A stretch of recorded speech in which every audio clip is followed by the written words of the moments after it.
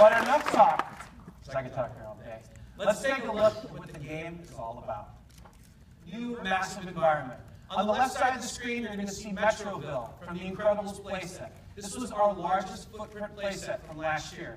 Inside of Disney Infinity 2.0, on the right, you see Marvel Manhattan, which is 4 times larger than the footprint of the Incredibles playset. When you think about it, we really needed to make the worlds a lot larger because we have characters that can fly.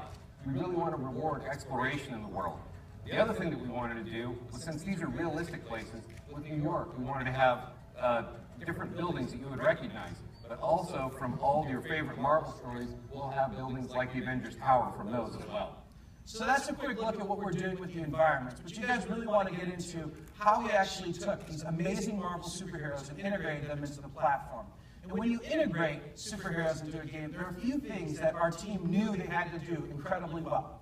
First, locomotion. It's all about how these superheroes move. Secondarily, it's about combat. These guys are taking on some of the largest forces in the entire universe. They gotta look awesome, right? So we really focused on special skills in combat. And third, it was about answering our fans' requests. Inside of the first version of the game, there wasn't a lot of difference between one character to another. This time around, with Disney Infinity 2.0 Marvel Superheroes, we're going to have abilities and a skill tree that players can customize on their own. John, why don't you take them through a little bit of the upgrades we've done to our locomotion system? So when we first started looking at locomotion, we looked at our favorite Marvel games from the past, and we realized that locomotion was the big differentiator that really defined our favorite games. So what we've done in here is we'll put in 2 different modes of locomotion that are brand new that I want to cover right now. We've got the hover mode and forward flight. Now, both of these modes are extremely useful to you as a superhero, but we're also adding combat into both of these modes as well. That's right, and as the innovators in the Toys to Life category with a jumping feature, we've now added a super jump feature that we've got, actually you're seeing right here with Captain America. It's tons of fun, you can level that up, but also, you know, of course, there's other characters like the Incredible Hulk who also has that super jump feature. So if you guys can imagine when you're playing with your friends, when you're playing with your kids, it's a ton of fun to have like Iron Man flying around, Hulk jumping from one building to another. Now what you're seeing right here on screen is Hulk's wall crawl ability. And he's not the only character inside of Disney Infinity 2.0 that has that feature, but more on that later. All right, so jumping into then combat. What we wanted to do with combat, there were 4 objectives that we had when we went. We really started off with the idea that, hey, you're a superhero, you need to feel extremely powerful.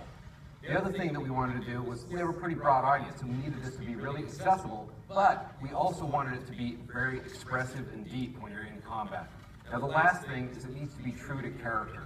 You really want these moves to feel exactly like these characters that you want them to be, and that when you're playing as these characters in-game. Now, you're seeing a bunch of Iron Man's moves here, but that's completely different when you get into another character like Black Widow.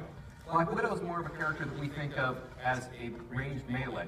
When she gets into when she gets into combat, she moves quickly from one character to another.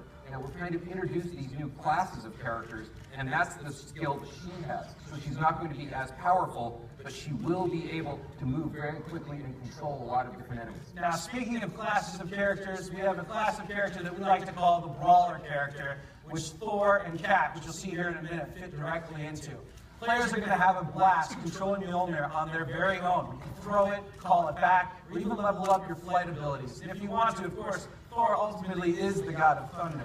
So you can actually use thunder in a variety of different ways with this specific character. Captain America, no slouch either.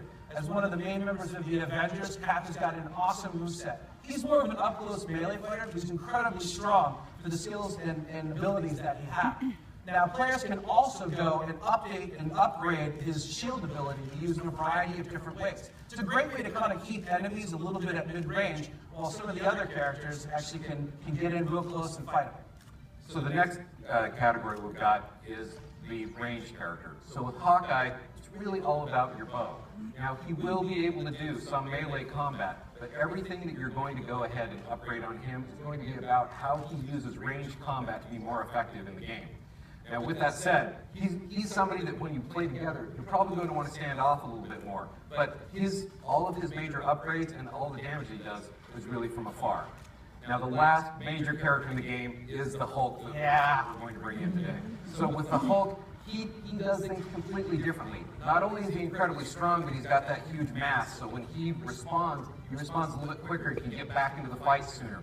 He doesn't take as much damage as other characters. But then when he goes on the offense, he is the most powerful character. His damages he does the most damage in his attacks, as well as a lot of them have area of effect. And this right here at the end is the most powerful attack in the game, being Hulk's Rage Mode. Oh, smash! Love it.